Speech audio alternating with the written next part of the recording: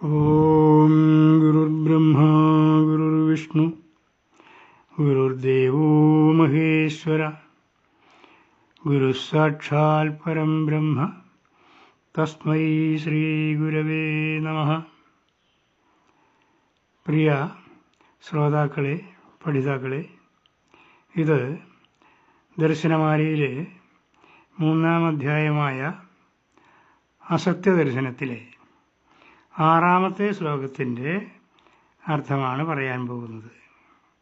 ശ്ലോകം: മരീചികാവത് പ്രാജ്ഞസ്യ ജഗദാത്മനി ഭാസതേ ബാലസ്യ സത്യമിതി ച പ്രതിബിംബമിവാഭ്രമാത്. അന്വയം: പ്രാജ്ഞസ്യ ജഗത് ആത്മനി മരീചികാവത് ഭാസതേ ബാലസ്യ പ്രതിബിംബം ഭ്രമാത് സത്യം ഇവ ച ഭ്രാമതേ.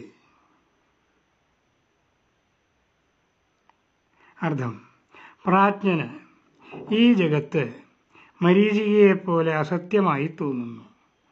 എന്നാൽ മറ്റുള്ളവർ ഒരു ശിശു തൻ്റെ നിഴൽ കണ്ണാടിയിൽ കാണുമ്പോൾ അത് മറ്റൊരു ശിശുവാണ് എന്ന് ഭ്രമിക്കുന്നത് പോലെ ഈ ലോകം സത്യമാണെന്ന് ഭ്രമിക്കുന്നു. പ്രാജ്ഞൻ എന്ന വാക്കിന് ബുദ്ധിയുള്ളവനെന്ന് പൊതുവായും അലൗകികമായ വിഷയങ്ങളിലും അറിവുള്ളവൻ എന്ന് വിശേഷിച്ചും അർത്ഥമുണ്ട്. ഇവിടെ രണ്ടാമത് പറഞ്ഞ അർത്ഥമാണ് എടുക്കാവുന്നത്. അതായത് അലൗകികമായ കാര്യങ്ങളിലും അറിവുള്ള തത്വജ്ഞാനിക്ക് ഈ ജഗത്ത് മരീചിക പോലെ മിഥ്യയാണ് എന്ന് തോന്നും. മരീചിക എന്നത് ഒരു വിവർത്ത രൂപമാണ്. വിവർത്തവും പരിണാമവും വ്യത്യസ്തമാണ്. യസ്താത്വികോന്യഥാഭാവ പരിണാമ ഉദീരിത അതാത്വികോ അന്യഥാഭാവ വിവർത്ത സ ഉദീരിത. മൂലവസ്തുവിൽ രൂപാന്തരം വന്ന് മറ്റൊരു വസ്തു ഉണ്ടാകുന്നത് പരിണാമവും മൂലവസ്തു അയഥാർത്ഥമായ രൂപത്തിൽ പ്രകടമാകുന്നത് വിവർത്തവുമാണ്. സ്വർണം ആഭരണത്തിൻ്റെ രൂപത്തിലാകുമ്പോഴും സ്വർണമായി തന്നെ കാണപ്പെടുന്നു. അതുപോലെ മണ്ണ് മൺകുടമാകുമ്പോഴും മണ്ണ് തന്നെ. ഇത് കേവലം രൂപപരിണാമമാണ്. എന്നാൽ കയറിൽ സർപ്പരൂപത്തെ കാണുന്നതും മണലാരണ്യത്തിൽ മരീചിക കാണുന്നതും പരിണാമമല്ല, അത് വിവർത്തമാണ്. ബ്രഹ്മത്തിൽ പ്രപഞ്ചരൂപം കാണുന്നത് മരീചികയോട് ഉപമിക്കുകയാൽ ബ്രഹ്മം പ്രപഞ്ചരൂപം ധരിച്ച് നിൽക്കുന്നതല്ല, ഈ കാണുന്നവ എന്ന് വ്യക്തമാക്കുകയാണ് ചെയ്യുന്നത്. ബ്രഹ്മത്തിന് രൂപപരിണാമം വരിക എന്നത് അസംഭവമാണ്. കാരണം ബ്രഹ്മം ഏകവും സമസ്തവും സമ്പൂർണവുമാണ്.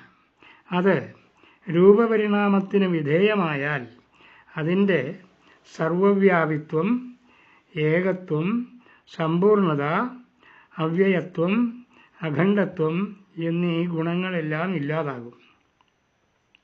അതിനാൽ ബ്രഹ്മത്തിൽ നിന്ന് ആകാശമുണ്ടായി, ആകാശത്തിൽ നിന്ന് വായു ഉണ്ടായി എന്നിങ്ങനെയുള്ള സിദ്ധാന്തങ്ങളെ ഗുരുദേവനിവിടെ നിഷേധിച്ചിരിക്കുന്നതായി മനസ്സിലാകാം.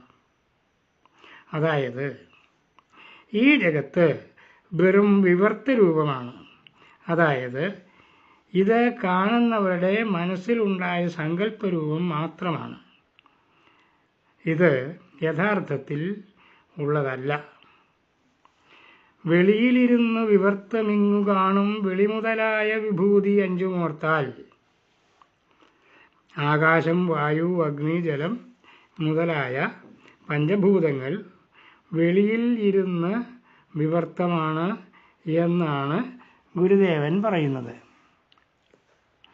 ബാലകൻ സ്വന്തം രൂപം കണ്ണാടിയിൽ കാണുമ്പോൾ അത് മറ്റൊരു കുട്ടിയാണ് എന്ന് കരുതുന്നത് പോലെയാണ് തത്വബോധമില്ലാത്തവർ ഈ ജഗത്തിനെ സത്യമായി ഉള്ളതാണ് എന്ന് കരുതുന്നത് എങ്ങനെയെന്നാൽ മരീചികയെ കാണുമ്പോൾ അവിടെ ജലാശയം ഉണ്ട് എന്ന് കരുതി മൃഗങ്ങൾ അവിടേക്ക് ആകർഷിക്കപ്പെടുന്നത് പോലെ അജ്ഞാനികൾ പ്രപഞ്ചത്തെ സത്യവസ്തുവാണ് എന്ന് കരുതുകയും അതിൽ നിന്ന് നിത്യമായ സുഖപ്രാപ്തി കിട്ടുമെന്ന് തെറ്റിദ്ധരിക്കുകയും ചെയ്യുന്നു. ആത്മോപദേശതകത്തിൽ പ്രകൃതി ദൃശ്യങ്ങളെ വെളിയിലിരുന്ന് വിവർത്തം എന്ന് പറഞ്ഞിരിക്കുന്നത് ആത്മാനുഭൂതിയിൽ നിന്ന് വെളിയിൽ ആവുകയും ആത്മബോധത്തിൽ നിന്ന് വെളിയിൽ ആവുകയും പ്രപഞ്ചബോധത്തിൽ അകപ്പെടുകയും ചെയ്യുമ്പോഴാണ് വിവർത്തരൂപമായ ജഗത്ത് ദൃശ്യമാകുന്നത് എന്ന കാര്യം വെളിവാക്കുന്നതിനായിട്ടാണ്. ബാലകൻ കണ്ണാടിയിൽ കാണുന്ന പ്രതിബിംബത്തോട് ഉപമിച്ചിരിക്കുന്നതിൻ്റെ കാരണം ആത്മസങ്കല്പം മായയായ പ്രകൃതിയിൽ പ്രതിബിംബിക്കുന്നതാണ് പ്രപഞ്ചം എന്നതിനാലാണ്. ആത്മസങ്കല്പം മായയായ പ്രകൃതിയിൽ പ്രതിബിംബിക്കുന്നതാണ് പ്രപഞ്ചം എന്നതിനാലാണ്. മരീചികയെ മൃഗങ്ങളും മനുഷ്യരും ഒരുപോലെ കാണുന്നുണ്ട്. മനുഷ്യൻ അതിനെ മിഥ്യയായ കാഴ്ചയായിട്ട് തിരിച്ചറിയുന്നു. മൃഗങ്ങൾ അതിനെ വെള്ളം അരയടിക്കുന്ന ജലാശയമായി കണ്ട് ഭ്രമിക്കുന്നു. അതുപോലെ പ്രാജ്ഞൻ പ്രപഞ്ചത്തെ കാണുന്നുണ്ട്, എന്നാൽ ഇത് മിഥ്യയാണ് എന്ന് തിരിച്ചറിയുന്നു. അജ്ഞാനികൾ ഇതെല്ലാം ഇതുപോലെയുള്ളത് തന്നെയാണ്, സത്യമാണ് എന്നും കരുതുന്നു. അതായത് പ്രപഞ്ചം വെറും മരീചികയാണ്. ആത്മോപദേശതകത്തിൽ ഗുരുദേവൻ ഈ കാര്യം വ്യക്തമാക്കുന്നത് ഇപ്രകാരമാണ്: മരണവുമില്ല, പിറപ്പുമില്ല, വാഴ്വും നരസുരരാതിയുമില്ല നാമരൂപം. മരുവിലമർന്ന മരീചി നീരുപോൽ നിൽപ്പൊരുപൊരുളാം പൊരുളല്ലിതോർത്തിടേണം. മരണം, ജനനം, ജീവിതം, അതുപോലെ മനുഷ്യാദികളായി കാണപ്പെടുന്ന ജീവജാലങ്ങൾ, മനുഷ്യർ ഉണ്ടെന്ന് വിശ്വസിക്കുന്ന ദേവാദികൾ, ഈ പറയപ്പെടുന്നതൊന്നും ഇല്ലാത്തതാണ്. നാമരൂപങ്ങളായി നാം ഇവിടെ കാണുന്ന സർവ്വതും മരുഭൂമിയിൽ കാണുന്ന മരീചിക പോലെ വെറും തോന്നൽ മാത്രമാണ്. ഇതൊന്നും പൊരുളല്ല, ഉള്ള വസ്തുക്കളല്ല എന്നാണ് പറഞ്ഞിരിക്കുന്നത്. ഈ കാര്യം ഗുരുദേവൻ യുക്തിയുക്തമായി തെളിയിക്കുകയും ചെയ്യുന്നുണ്ട്. അടുത്ത ശ്ലോകം നോക്കുക. ജനിസമയം സ്ഥിതിയില്ല, ജന്മി അന്യക്ഷണമതിലിതിരിപ്പത് ഇപ്രകാരം. ഹനനവും അങ്ങനെ തന്നെ ആകയാലേ ജനനവുമില്ലിത് ചിൽപ്രഭാവമെല്ലാം. ജനിക്കുന്ന സമയം സ്ഥിതിയില്ല. അതായത് ജനിച്ചുകൊണ്ടിരിക്കുമ്പോൾ ആരാണോ ജനിച്ചുകൊണ്ടിരിക്കുന്നത് അയാൾ ജനിക്കുന്നവൻ മാത്രമാണ്, സ്ഥിതി ചെയ്യുന്നവനല്ല. അടുത്ത നിമിഷം അയാൾ ജനിക്കുന്നവനല്ലാതാകും. അപ്പോൾ അയാൾ ജീവിക്കുന്നവനാണ്. മരണത്തിൻ്റെ കാര്യവും അങ്ങനെ തന്നെയാണ്. അതായത് ഒരാൾ മരിച്ചുകൊണ്ടിരിക്കുകയാണെങ്കിൽ അയാൾ ജനിക്കുന്നവനോ ജീവിക്കുന്നവനോ അല്ല. ഗുരുദേവൻ ചോദിക്കുന്നത്, ജനിക്കുക, ജീവിച്ചിരിക്കുക, മരിക്കുക എന്നീ മൂന്നവസ്ഥ ഒരാളിൽ ഒരേ സമയം എങ്ങനെ സംഭവിക്കും?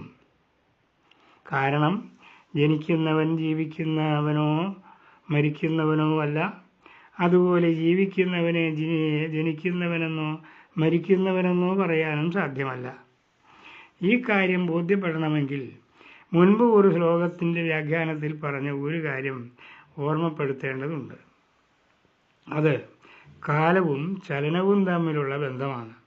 ചലനമില്ലെങ്കിൽ കാലമില്ല, കാലമില്ലെങ്കിൽ ചലനവുമില്ല. ഭൂമിയുടെ ചലനത്തിൽ നിന്നുണ്ടാകുന്ന സൂര്യോദയ അസ്തമനങ്ങളെ അടിസ്ഥാനമാക്കി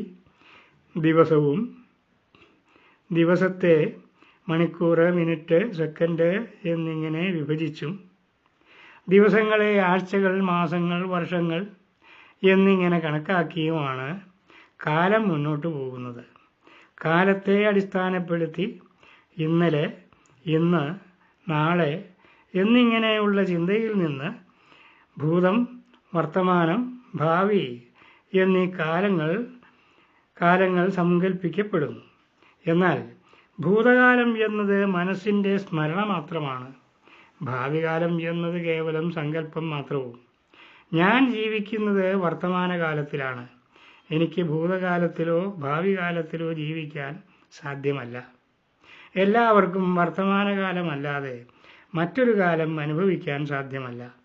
അപ്പോൾ എനിക്ക് അനുഭവമില്ലാത്ത ഭൂതകാലം എന്നെ ജനിപ്പിച്ചു എന്നും അനുഭവമില്ലാത്ത ഭാവികാലം എന്നെ മരിപ്പിക്കും എന്നും പറയുന്നത് മനസ്സിൻ്റെ സങ്കല്പം മാത്രമല്ലേ? സർവം നിറഞ്ഞ ബ്രഹ്മത്തിന് ചലനമുണ്ടാകുന്നതെങ്ങനെ? ചലനമില്ലെങ്കിൽ കാലവുമില്ല. അതാണ് ഗുരുദേവൻ പറഞ്ഞത്, ചിൽപ്രഭാവമെല്ലാം സർവ്വതും മനസ്സുണ്ടാക്കുന്ന സങ്കല്പകൽപ്പിതങ്ങളാണ്, കേവലം മരീചിക പോലെ മിഥ്യയാണ്. ദേഹാത്മബോധം, അതായത് ഞാൻ ദേഹമാണ് എന്ന വിചാരം, അതിനെ അടിസ്ഥാനമാക്കിയാണ് കാലബോധവും ജനനമരണാദികളും ഉണ്ടാകുന്നത്. ദേഹാത്മബോധത്തിന് കാരണം ജീവാത്മബോധമാണ്. ജീവാത്മബോധത്തിന് കാരണം അവിദ്യയുമാണ്. അതായത് അവിദ്യയിലാണ് സർവ്വകോലാഹലങ്ങളും നടക്കുന്നത്. ബാലകൻ കണ്ണാടിയിൽ നോക്കി തൻ്റെ നിഴലിനെ മറ്റ് ഒരാളായി കാണുന്നത് പോലെ ഞാൻ അവിദ്യ ഉണ്ടാക്കിയ മായയായ കണ്ണാടിയിൽ എൻ്റെ സങ്കല്പമാകുന്ന പ്രതിച്ഛായയെ എന്നിൽ നിന്ന് അന്യമായ ഒരു പ്രപഞ്ചമായി കാണുകയാണ് ചെയ്യുന്നത്. അല്ലാതെ വാസ്തവത്തിൽ പ്രപഞ്ചം എന്ന ഒരു വസ്തു ഇല്ല. ഇന്നത്തെ ക്ലാസ് അവസാനിച്ചു. നമസ്കാരം.